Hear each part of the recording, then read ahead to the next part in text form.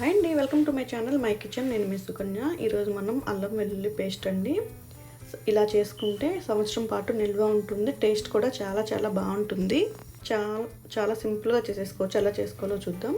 ముందుగా 250 గ్రామ్స్ అల్లం తీసుకోండి. అల్లం తీసుకున్నాక అలాగే ఇక్కడ నేను 250 గ్రామ్స్కి 1.5 వెల్లుల్లి వేసుకున్నాను.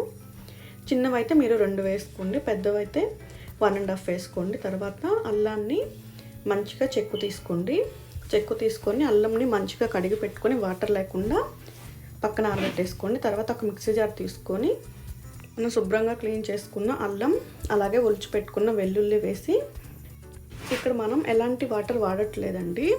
వాటర్ వాడకుండా కొంచెం పసుపు యాడ్ చేసి మంచిగా మిక్సీ పట్టేసుకొని ఒక బౌల్లో స్టోర్ చేసుకుంటే చాలా రోజుల పాటు నిల్వ ఉంటుంది. టేస్ట్ కూడా మనం ఫస్ట్ ఎలా పట్టామో సేమ్ అలాగే ఉంటుంది.